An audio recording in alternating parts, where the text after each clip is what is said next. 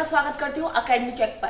Academy check की series में हम आपको लगातार नए नए अभ्यर्थियों से मिलवाने जा रहे थे और इसी सीरीज में आज हमारे साथ एक और अभ्यर्थी मौजूद है जिन्होंने आरपीएससी एई में 36 रैंक हासिल की है, वो भी फर्स्ट अटेम्प्ट में। चलिए राजेश जी से बात करेंगे और उनसे उनकी रणनीति और सफलता के बारे में इस पॉडकास्ट में जानेंगे। सबसे पहले राजेश जी आपका बहुत बहुत स्वागत है हमारे प्लेटफॉर्म पे और आपको हम शुभकामनाएं देते हैं कि आपने फर्स्ट अटेम्प्ट में 36 रैंक हासिल किया। जी राजेश जी, हमारे पॉडकास्ट में और जो हमारा प्लेटफॉर्म है इस पर बहुत सारे अभ्यर्थी जुड़े हुए हैं जो आरपीएससी आरएएस ना जाने किस हर एक कंपटीशन की तैयारी करते हैं। तो मैं आपसे ये जानना चाहूंगी सबसे पहले कि आपकी जो जर्नी है वो कैसे स्टार्ट हुई। फर्स्ट ऑफ ऑल तो मैं मैडम बता दूं, जैसे कि आप जानते हो मेरा नाम राजेश कुमार सेन है और मैंने बीटेक इलेक्ट्रिकल इंजीनियरिंग में जयपुर से ही की है। सबसे पहले मैं ये बताना चाहूँगा कि मेरी स्कूलिंग जो रही है वो विलेज से रही है, गांव से ही रही है। मैं पढ़ाई में ठीक था और उसके बाद मैंने डिप्लोमा किया इलेक्ट्रिकल इंजीनियरिंग में। उसके बाद मैंने बीटेक करी जयपुर जेईसीआरसी में और मैंने फिर तैयारी करी मेडीजी कोचिंग सेंटर से, ऑफलाइन कोचिंग सेंटर लिए। उसके बाद में 2-3 साल मैंने प्रिपरेशन करी और उसमें एवरेज मेरा 7 to 8 आवर्स की रेगुलर स्टडी की थी मैंने। उसमें सबसे पहले मेरे आरपीएससी की पोस्टिंग से पहले आरआरबी जेई का फॉर्म निकला था, तो उसमें मैंने अप्लाई किया था। तो उसमें भी अच्छी रैंक थी, तो मैं आरआरबी जेई में मुंबई में सेलेक्ट हुआ फर्स्ट अटेम्प्ट में ही हुआ। उसके बाद में मैंने साथ में प्रिपरेशन मैंने छोड़ा नहीं और उसके बाद में प्रिपरेशन करता रहा। उसके बाद में आरपीएससी एएन का फॉर्म निकला, उसमें मैंने आरपीएससी एएन में फर्स्ट अटेम्प्ट में 36 रैंक मैंने हासिल करी। तो रणनीति का सबसे जो मेन प्रमुख पॉइंट होता है कि आपकी कंटिन्यूटी होनी चाहिए।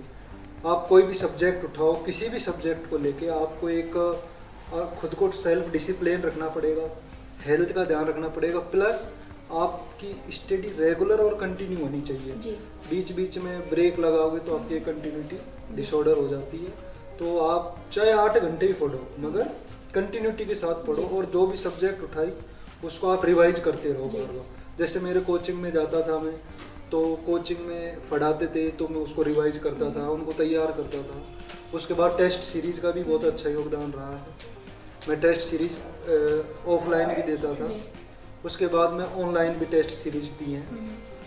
लेकिन आप टेस्ट सीरीज कंटिन्यूटी में रखो और उनको एवेल्यूएशन करो कि क्या मैंने गलत करा, क्या मैंने सही करा। उनको आप एक लिस्ट में बना लो और जहाँ पे गलती हुई है वहाँ पे आप शॉर्ट नोट में लिख लो। आपने अभी टेस्ट सीरीज के बारे में बात की कि टेस्ट सीरीज आपने दी है, तो टेस्ट सीरीज आपने कहाँ से प्रोवाइड की थी, कहाँ से आपको मिली थी ये टेस्ट सीरीज? मैंने मेडीजी से ही टेस्ट सीरीज ली थी और वहीं से मैंने टेस्ट सीरीज दी। तो उसमें जो भी मेरी गलतियां रही थी उनको मैं नोट करता था, उसके बाद में उनको रिजोल्व करता था और वापस टेस्ट सीरीज। कोचिंग की अगर हम बात करें तो आप हमें कोचिंग के बारे में बताइए कि कोचिंग सबसे बेस्ट कौन सी है, ऑनलाइन कोचिंग या ऑफलाइन कोचिंग? क्योंकि अगर हम बच्चों की बात करें तो बच्चे बहुत कंफ्यूज रहते हैं कि हम ऑनलाइन कोचिंग करें या फिर ऑफलाइन। मैम देखो, जिनके पास टाइम नहीं है वो ठीक है ऑफलाइन ऑनलाइन कर सकते हैं, लेकिन मेरा पर्सनल सजेशन ये है कि ऑफलाइन कोचिंग सबसे बेस्ट होती है। ऑफलाइन में आपको कंटेंट मिलता है, एक सिनेरियो मिलता है, माहौल मिलता है और प्रिपरेशन की एक इंस्पायरेशन मिलती है। तो आप ऑफलाइन ज़्यादा प्रेफर करूँगा। हाँ, जो दूर है, जिनके अप्रोच में नहीं है और जो नहीं कर सकते कि भाई हम ऑफलाइन नहीं कर पा रहे, तो उनके लिए बेस्ट है ऑनलाइन। मगर मैं ऑफलाइन को ज़्यादा प्रेफर करता हूँ। ऑफलाइन को ज़्यादा प्रेफर करते हैं अगर आप अच्छी स्टडी करते हैं। जी, मैं आपसे जानना चाहूँगी जो बच्चे जॉब करते हैं और जो बच्चे जॉब नहीं करते हैं, जॉब करने वाले जो बच्चे हैं वो भी आरपीएससी या यूपीएससी फाइट करना चाहते हैं, लेकिन उनको डर रहता है कि हम जॉब के साथ साथ स्टडी कैसे मैनेज करें, तो उनके लिए कुछ बताइए। मैं ये कहता हूँ कि अपनी जो भी जॉब है वो 8 आवर्स होती है, आप 4 आवर्स और ऐड करो, 12 आवर्स। उसके बाद में आप आपकी जैसे 6 आवर आपकी स्लीपिंग वगैरह ही है, तो अब उसमें के बाद भी आप 2 से 3 या 4 घंटे रेगुलर अगर निकालोगे उसके, तो मैं ये नहीं मानता कि आप सक्सेस नहीं होगा। 100% आप सक्सेस। एटलीस्ट 4 घंटे, कभी 3 घंटे, जैसे छुट्टी वगैरह पड़ गई तो आप 8 घंटे भी निकाल सकते हो, लेकिन कंटिन्यूटी के साथ ही हो जाएगा। तो प्रिपरेशन कर सकते हैं। जो बिगिनर, जो एस्पिरेंट होते हैं, जो एग्जाम फाइट करना चाहते हैं, उनके लिए आप क्या कुछ टिप्स देना चाहेंगे? क्योंकि बच्चे जो होते हैं वो सिलेबस को लेकर पहले ही डर जाते हैं कि सिलेबस इतना बैड है, हम कैसे उसे पढ़े, तो उसके बारे में आप बताइए। बिल्कुल मैडम, मैं ये कहना चाहता हूँ पहले सिलेबस को पढ़ो। जी सिलेबस आपने पूरा पढ़ लिया, उसको अंडरलाइन कर लो, देख लो। जी आप कम से कम 4 बार आप उस सिलेबस को, सिर्फ सिलेबस को पढ़ो, जी फिर आप उसके कंटेंट्स में जाओ, एक एक पॉइंट उठाओ, पढ़ो, उठाओ, तो आपको लगेगा कि ये बहुत वास्ट सिलेबस नहीं है, कंट्रोल्ड में है और आप अच्छे से उसकी प्रिपरेशन कर सकते हो। सिलेबस तो उसमें डरने की कोई बात जी नहीं। जी, सिलेबस की हम बात करें तो सिलेबस में आप कौन सा सोर्स, कौन से रिकमेंड करना चाहेंगे बच्चों के लिए? बुक्स की, देखो, ये बुक्स आपको पढ़नी चाहिए? मैं वेब सीरीज? जी देखो, बुक का सीन ये है कि सिलेबस वो गवर्नमेंट जो भी वैकेंसी आती है उसके साथ में आता है सिलेबस, उसको उठा लो और जो भी आप एक बुक लो, ठीक ठाक ऑथर की लो। मैं ज़्यादा नोट्स को प्रेफर करूँगा, कोई भी कोचिंग है उनके नोट्स को प्रेफर ज़्यादा करूँगा मैं। तो उन नोट्सों को ही आप लगातार जब बार बार पढ़ते रहो। आपको उसमें भी एडिशनल ऐड ऑन करना है तो कोई और बुक ले लो और उसके साथ उसको ऐड ऑन कर लो। पर आप नोट्स जो कोचिंग के, जिस भी कोचिंग से आप करो, तो और करंट अफेयर्स, क्रोनोलॉजी, हाँ क्रोनोलॉजी और न्यूज़पेपर आप रेगुलर स्टडी करते रहो। क्रोनोलॉजी आती है हर मंथ की, क्या आप कोई बुक प्रेफर करना चाहेंगे कि ये बुक आपको करंट अफेयर्स के लिए रीड करनी चाहिए? क्रोनोलॉजी का अफेयर करो। ओके जी बिल्कुल। आपने बात करें तो आरपीएससी हो या फिर यूपीएससी हो, हर कंपटीशन एग्जाम में 3 फेजेस होते हैं जो आपको फेस करने होते हैं, लाइक प्री, मेंस और इंटरव्यू। तो आपको इन तीनों फेजेस में सबसे ज्यादा डिफिकल्टीज किस में लगी? देखो, मैंने स्टेट सर्विस की एग्जाम दी है, इसमें सबसे डिफिकल्टी आती है आपकी रिटर्न में जो एग्जाम होती है। ओके रिटर्न एक तो प्रीलिम्स होती है, फिर मेंस होती है। मेंस वाली में आती है, उसमें आपको लिख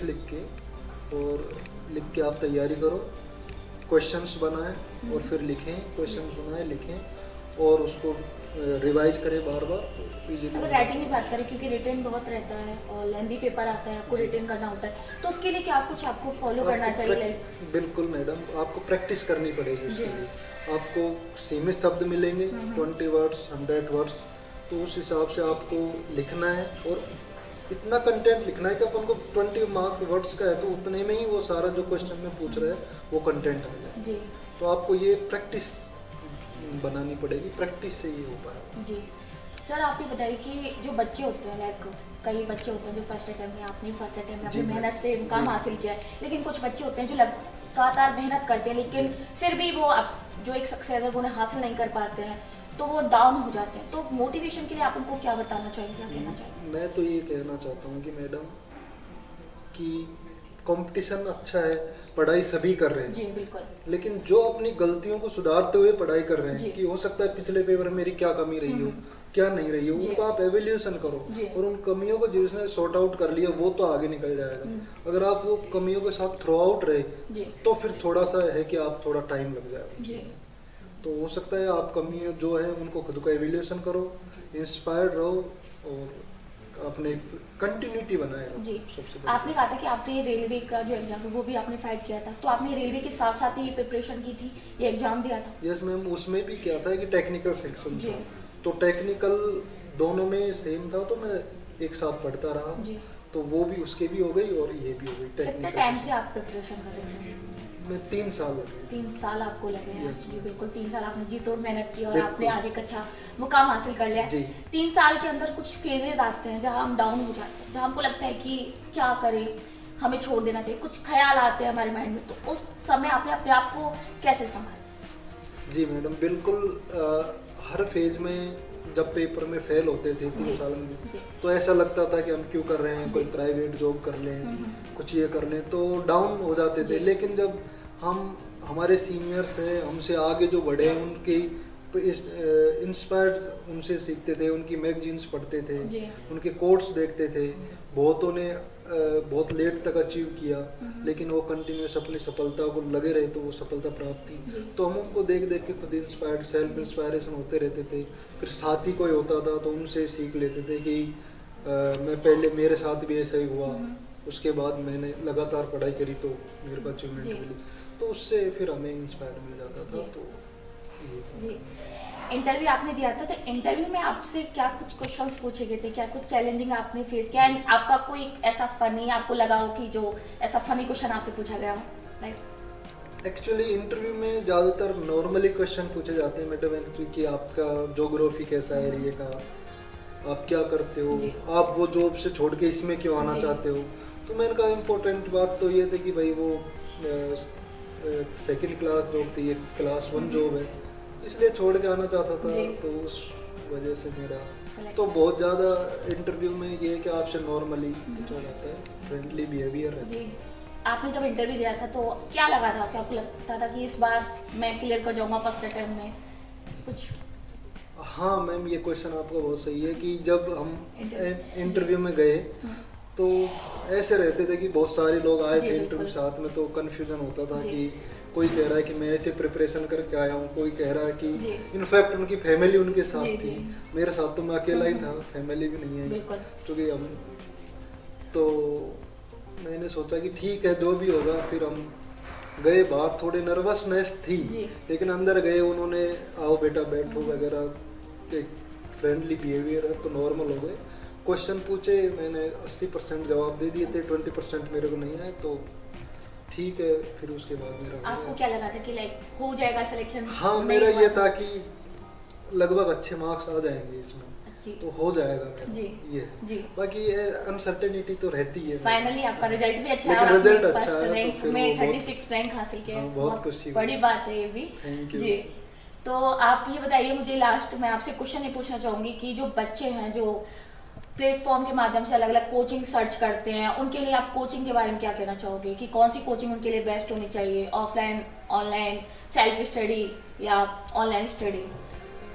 जी मैडम, बिल्कुल मैं ये चाहता हूँ कि ऑफलाइन आप अपने स्टूडेंट से कर ही रहे हो, लेकिन अगर बच्चे इंस्पायरिंग से, आजकल बहुत सारी कोचिंग है, हर जगह आप देखो छोटी मोटी, चाहे वो फेमस हो या उसमें अच्छा कंटेंट नहीं हो वगैरह वगैरह सब है। लेकिन आप जैसे ये एकेडमी चेक से ये साइट है, जी। इस पर आप एक बार चेक कर सकते हो। इससे आपको एक अच्छा एनवायरनमेंट मिलेगा, आपको पॉजिटिव रेस्पॉन्स मिलेगा।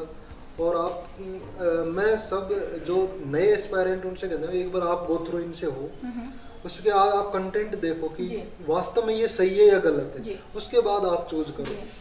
एक अच्छी सक्सेस के लिए अच्छी कोचिंग चूज करना बहुत जरूरी है, और उसके लिए जो ये एकेडमी चेक वाली साइट है, जी। ये हो सकता है कि आपके लिए वरदान जी, साबित हो जाए। जी। मैं एक और आपसे पूछना चाहूंगी, आपसे थोड़ा हटके है, आपका मीडियम इंग्लिश था, इंग्लिश में ही आपका जी। पेपर होता है, लेकिन क्या होता है जैसे हम यूपीएससी की बात करें, आरएएस की बात करें, तो मीडियम से रहते हैं, लाइक हिंदी और इंग्लिश।